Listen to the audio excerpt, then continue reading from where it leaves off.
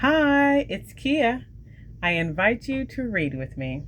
This evening I will be reading an article from the New York Times.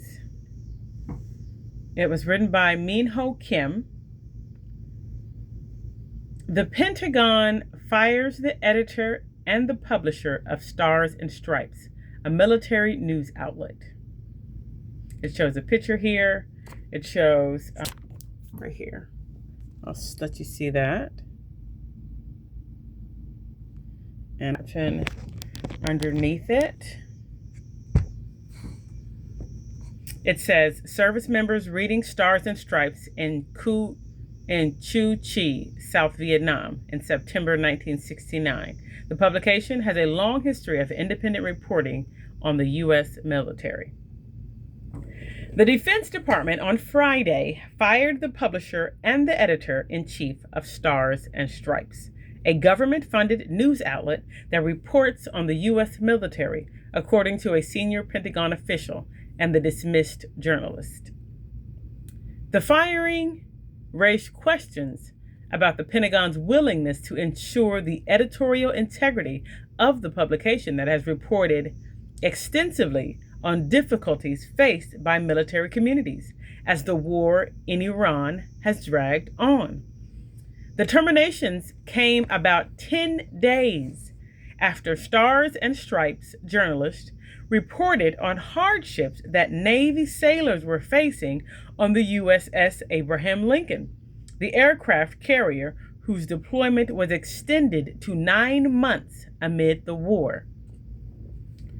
On Friday, the Pentagon sent termination notices to Eric Slavin, the editor-in-chief, and Max Lederer, the publisher, who had announced his retirement earlier this week, citing conflict with the Pentagon leadership on the paper's direction. Laura Corte, a Middle East correspondent at the news outlet, was also fired on Friday, according to the official, and a post she made on social media. The Defense Department declined to comment. Captain William Urban, the military deputy to the publisher who was brought to the role earlier this month, said in a letter published on Friday that his priority was to ensure the highest quality of editorial independent reporting at Stars and Stripes. Captain Urban's previous role was a senior spokesman for the Pentagon. Mr. Slavin said his termination notice cited insubordination and an unauthorized media appearance as the reason for his dismissal. In July, CBS News interviewed Mr. Slavin and Mr. Corte for a news segment on accusations of editorial interference at Stars and Stripes. The segment featured Mr. Corte's reporting about uncertainties that military families in the Middle East confronted at U.S. bases there were evacuated after Iranian attacks. According to the notice, I am being fired for stating in a CBS interview that censorship of news for service members would constitute a red line, Mr. Slavin said in a statement. I stand by the principle that Stars and Stripes must remain editorially independent, as required by law and by the department's own policies. Federal regulations and Pentagon policy had emphasized editorial integrity of Stars and Stripes for decades, requiring a free flow of news and information to its readership without news management or censorship. But in January, the Pentagon rescinded that regulation. Its chief spokesman, Sean Parnell, said in a social media post that Stars and Stripes, which is primarily read by U.S. service members and their families, must refocus its content away from woke distractions. In March, the Pentagon issued a memo banning the paper from running comics and reprinting articles from the Associated Press.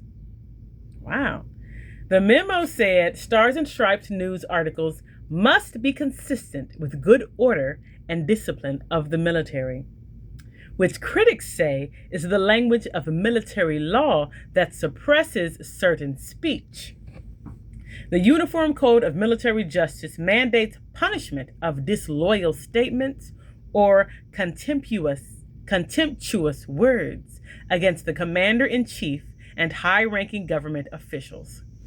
In April, the Pentagon fired Jacqueline Smith, the internal editorial watchdog of Stars and Stripes, after she criticized the agency for editorial interference.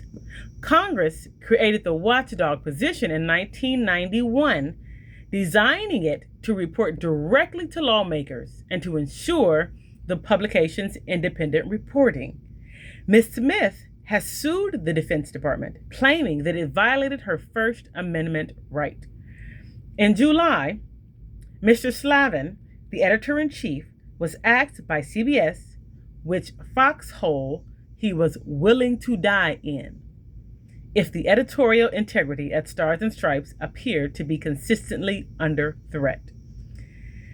"We need to be able to provide independent news to service members," he said. "If we can't do that, if we were turned into something other than that, if we were public relations, yeah, that's the foxhole." That's it. Thank you for reading with me.